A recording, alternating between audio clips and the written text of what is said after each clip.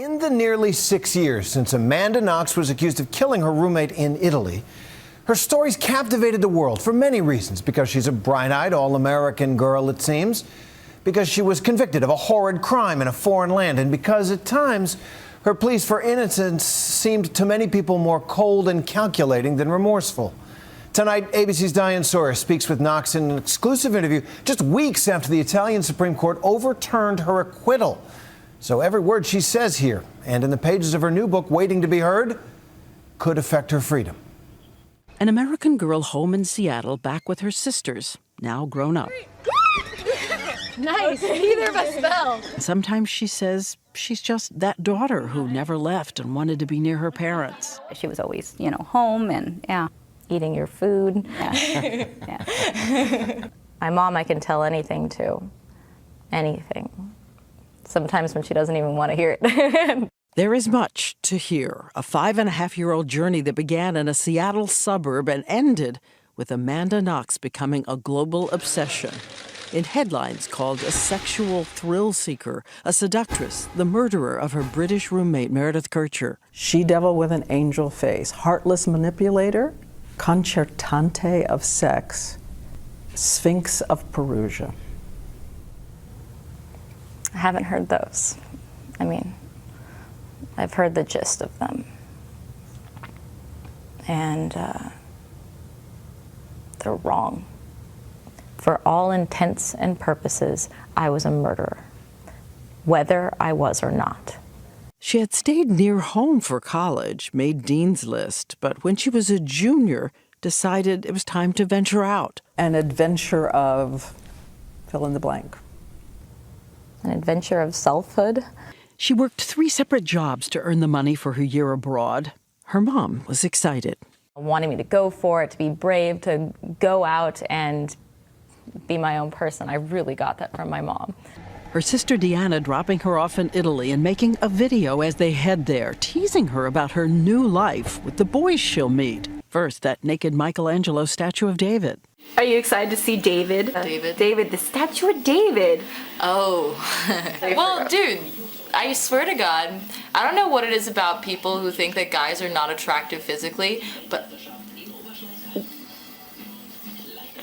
You look at the picture of the girl who arrived there. What would you want to say? I want to tell her not to be afraid of what's going to happen, because what happened to me hit me like a train, and there was nothing I could do to stop it. She has only been in Italy 5 weeks, going to school in the morning, working at a bar at night. One night, with Meredith, she goes to a classical music concert and sees a young man who reminds her of Harry Potter. A graduate student in computer science, Raffaele Sollecito, says he can't believe the beautiful, uninhibited American is looking at him. Colpe di fulmine? Un colpo di fulmine. That's a lightning strike. Yeah, he writes about how taken he was with me. And I really liked him as well. They become a couple for just 1 week, 7 days, before they enter the 24 hours that are at the center of this mystery and this debate, starting with the night of November 1st, when Meredith Kercher is murdered. What are you doing the night of November 1st? November 1st, we stayed in. And we had dinner. We watched a movie. A witness confirms she and Raffaele were in his apartment as late as 8:40 p.m. His computer confirms that someone had ordered the movie, Amelie. We smoked. We had sex. We were together. We just hung out together. We made faces at each other. We were being silly and together. How high were you? I had smoked a joint with Raphael, and what that did to my memories was it made them less concrete, but it didn't black them out and it didn't change them. You remember with clarity that you did not go out that night. You stayed in the whole night. We stayed in the whole night. The next morning, it is undisputed that Knox is the first person in the house after the murder. She says she made the 5-minute walk from Raffaele's apartment to take a shower at home and get fresh clothes. You go home to take a shower? He has a shower. Why go home? Well, he had a crummy shower. She says she noticed the front door standing open, thought it was odd, but the latch didn't always work. She took a shower after seeing blood in the bathroom sink. She says wondering if maybe Meredith hadn't cleaned it up, or was it her own newly pierced ears? At the sink when I was taking out my earrings that I noticed that there were speckles of blood. But speckles, a few drops. Did you see the bath mat? Did you Not see the yet. footprint? Not yet. I saw that when I was getting out of the shower, and I thought it was strange. But you know, people look at this and they say, door open, blood in the bathroom. Those are red alarms. Well, I had never before experienced anything in my life that was drastic.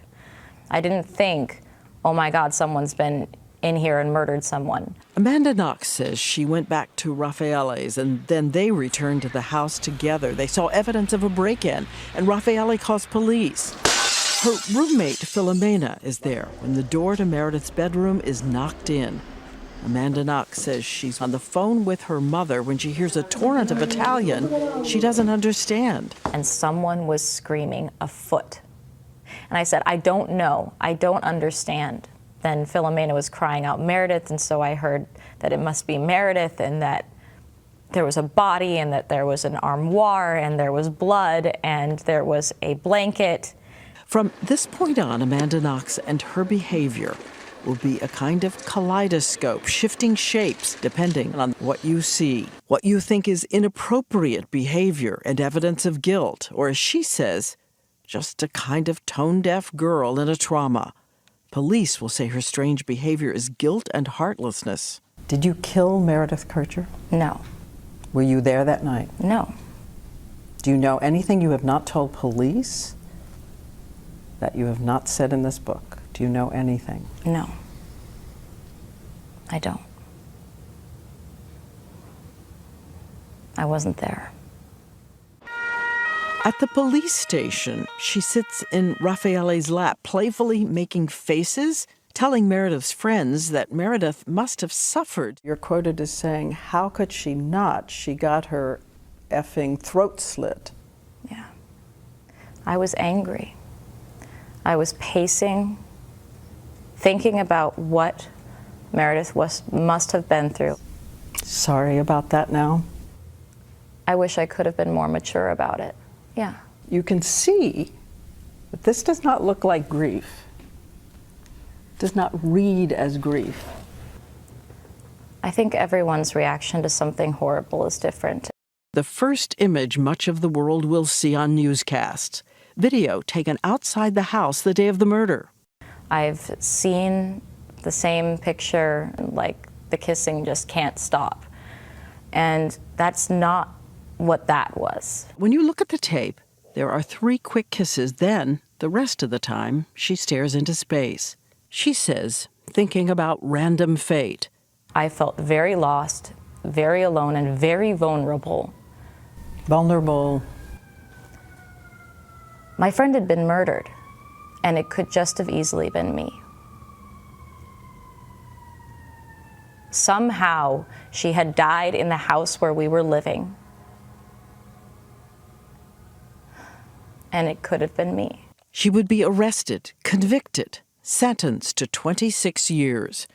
When we come back, she talks about the long nights in prison and the encounter with a prison official.